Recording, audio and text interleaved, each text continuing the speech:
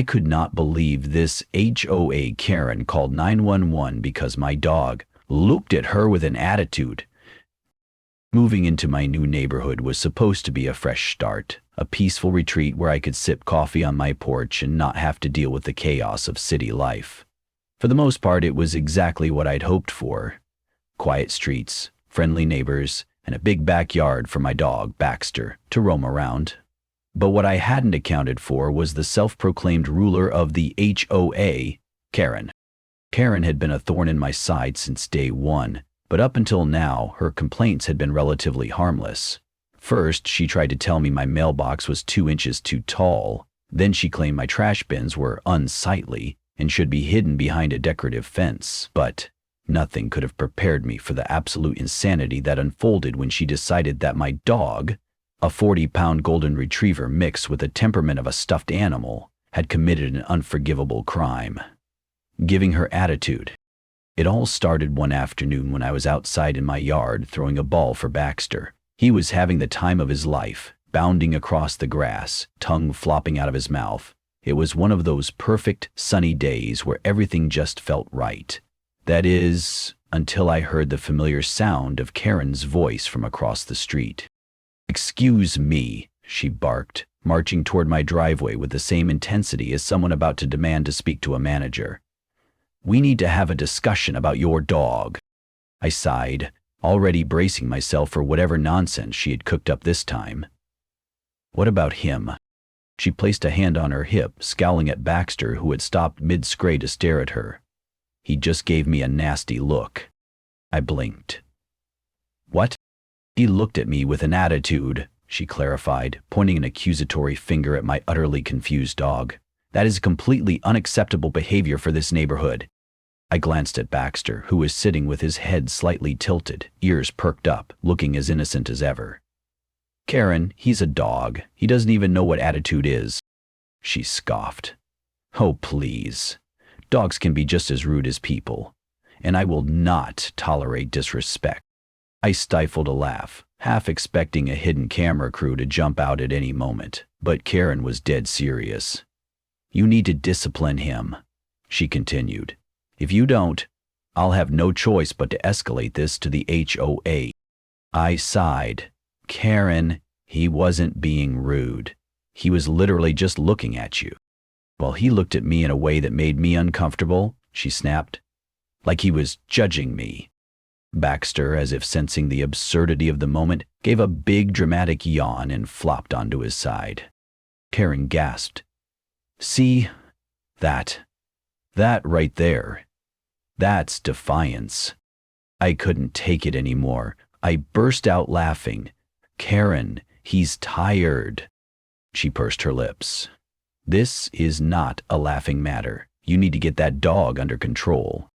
I shook my head. "Baxter is a well-behaved dog. He doesn't bark excessively, he doesn't dig holes in anyone's yard, and he certainly isn't giving you attitude." Kara wasn't convinced. "I will be filing a formal complaint," she declared. "And if I don't see immediate improvements, I will be calling the authorities." "Authorities?" I repeated incredulously. "You're going to call the police on my dog for looking at you?" "If necessary," she said, crossing her arms. "There are laws about aggressive animals, you know."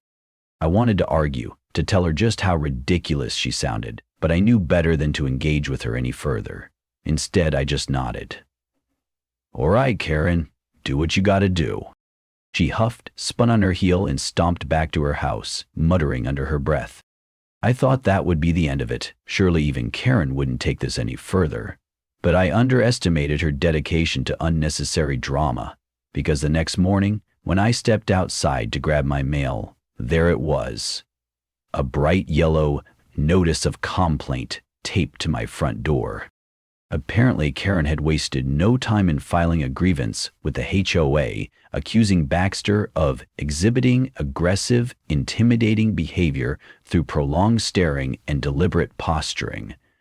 I read it twice just to make sure I wasn't hallucinating.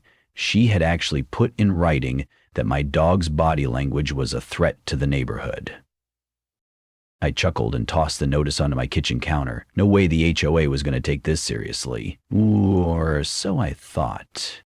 That afternoon, I got an email from the HOA board requesting an official discussion about pet conduct expectations. It was the most absurd thing I had ever read. But out of sheer curiosity, I decided to attend. If nothing else, it would be entertaining. And entertaining it was. Because when I arrived at the meeting, not only was Karen there, but she had printed out photos of Baxter to use as evidence against him. And what followed was an argument so ridiculous, so completely unhinged, that I genuinely questioned whether or not I had somehow stepped into a sitcom.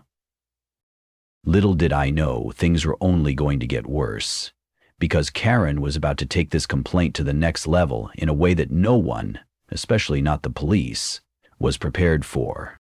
I arrived at the HOA meeting fully expecting a waste of time, but I never could have predicted just how ridiculous it would get. The community center was buzzing with quiet murmurs as homeowners filed into their seats, many of them clearly just there for the spectacle. At the front of the room sat the HOA board, their expressions already drained of energy, as if they knew they were about to hear the dumbest argument of their careers. Karen sat front and center, her clipboard clutched to her chest like it was a sacred text. As soon as the meeting was called to order, she wasted no time launching into her case against Baxter. "This is an issue of safety and respect," she declared, standing to address the room. "As a longtime resident of this neighborhood, I refuse to tolerate intimidation and defiance from any member of this community, four-legged or otherwise." I stifled a laugh as she dramatically held up a printed photo of Baxter mid-yawn, captioned, "Aggressistio behavior in action." Someone in the back coughed suspiciously, and I swear I heard a stifled chuckle. One of the board members, an older man named Roger who looked like he regretted every life choice that led him to this moment, sighed. "Karen, just to clarify, your formal complaint is that your neighbor's dog gave you attitude?" Karen pursed her lips. Prolonged staring, inappropriate body language, and deliberate posturing. Roger blinked. "Deliberate? Posturing?" "Yes," Karen nodded fervently. He flopped over in defiance. The room was dead silent for a long moment before someone actually snorted out loud. Roger rubbed his temples. "Karen, you understand that animals don't have concepts of rudeness, right?" Corin gasped as if he had personally insulted her. "So you're taking his side?" Another board member, Susan, who always seemed exasperated with Karen, sighed. "Karen, what exactly are you hoping will happen here?" Karen straightened her back. "I am demanding that this dog be disciplined and required to undergo behavioral training, or else I will escalate this matter to law enforcement. Aggressive animals cannot be allowed to roam freely." Roger's jaw tensed. "Does the dog bark excessively? Has he ever lunged at anyone? Has he shown actual aggression?" Karen hesitated, and I could see the gears turning in her head. Then she straightened her shoulders. "He wags his tail sarcastically." At that moment, the floodgates broke. Someone in the audience actually burst out laughing. Another neighbor muttered, "Oh my God," under their breath. Even Susan pinched the bridge of her nose, shaking her head. I decided to chime in. "Baxter is not aggressive. He's a golden retriever mix, which is literally one of the friendliest breeds in existence. He doesn't bark at people, he doesn't dig, and he's never shown any signs of aggression. This entire thing is because he looked at Karen. At Karen? Karen crossed her arms. With attitude." Roger exhaled slowly. "All right, we are not implementing mandatory behavior training for a dog that looked at someone. This is not a reasonable complaint. Case dismissed." Karen's mouth fell open in outrage. "You can't dismiss this. He's creating an unsafe environment." Roger shot her a tired look. "Karen, we're done here." The meeting ended, and people left shaking their heads, laughing about the time Karen tried to police a dog's facial expressions. I thought that was the end of it. I should have known better. The next morning, I was halfway through my coffee when I saw a police car pull up to my driveway. I stepped outside just as two officers got out, looking as confused as I felt. One of them approached me, holding a clipboard. Morning, sir. We got a report about a potentially aggressive animal on your property." My jaw nearly hit the floor. "You're joking." The officer shook his head. "Wish I was." And then, as if on cue, Karen stepped out of her house, arms crossed, looking smug. "This is the aggressor," she declared, pointing at Baxter, who was currently lying in the grass, lazily rolling onto his back to sunbathe. "I demand he be removed before someone gets seriously hurt." The officers stared at Baxter, then at Karen, then at me. The first officer cleared his throat. "Ma'am, this dog doesn't appear to be aggressive." Karen gasped. "He's playing innocent, but I know his true nature. I've seen the staring. I've experienced the attitude." The second officer exchanged a look with his partner, and I could tell they were both holding back their own disbelief. "So, just to clarify, you called us here because the dog looked at you?"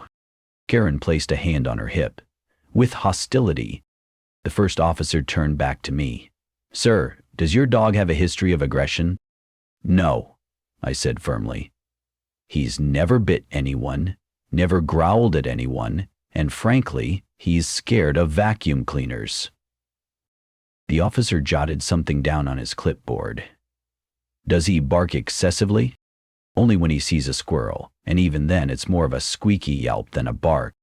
The officers both looked at Baxter, who, as if on cue, let out a big yawn and stretched, looking as threatening as a sleepy marshmallow. The second officer sighed and turned back to Karen. "Ma'am, I'm sorry, but we're not removing this dog." Karen's face turned red. "What? He's a threat." The first officer shook his head. "No, ma'am, he's just a dog." Karen's mouth opened and closed, but no words came out. It was as if reality was finally hitting her that no one was taking her side on this. The second officer sighed. "Unless this dog has actually done something illegal, there's nothing we can do. Please don't call emergency services for issues that aren't actual crimes." Karen was fuming. And I knew this wasn't over, because Karen was about to take things to a whole new level. And whatever happened next, it was going to be insane. After the police left, I expected Karen to finally let it go. Any reasonable person would have taken the officer's dismissal as a sign to move on, but this was Karen. And if there was one thing she couldn't do, it was admit defeat. The next morning I stepped outside with my coffee, stretching as I took in the peaceful morning air. That peace lasted about 5 seconds before I noticed it. A giant homemade sign staked into Karen's front yard, facing my house. A listening grab. "I know how to use it. Aggressive dog zone. Name, rewards." I nearly choked on my coffee. I blinked, hoping I was hallucinating, but nope, the sign was real. And if that wasn't bad enough, she had printed out flyers. Bright neon sheets were taped to mailboxes up and down the street, all featuring the same ridiculous warning. Some of them even had a blurry, zoomed-in picture of Baxter mid-yawn, looking like the least threatening creature on the planet. She was now running a full-blown smear campaign against my dog. I walked over to one of the flyers and pulled it off a mailbox, reading the absurd claims. "Has your pet been intimidated?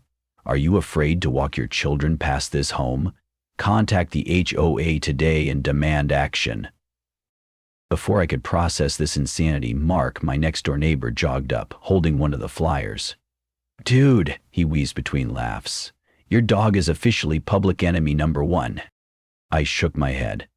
She's actually lost it. Just then, Karen emerged from her house, clipboard in hand as she scanned the street like a general preparing for battle. The second she spotted me, she stomped over. "I see you've read the community notice," she said, tilting her chin up like she was doing the neighborhood a public service. "Hopefully this will encourage you to take responsibility for that menace you call a pet." I exhaled, trying to stay calm. "Karen, this is ridiculous. Baxter is not aggressive." She scoffed.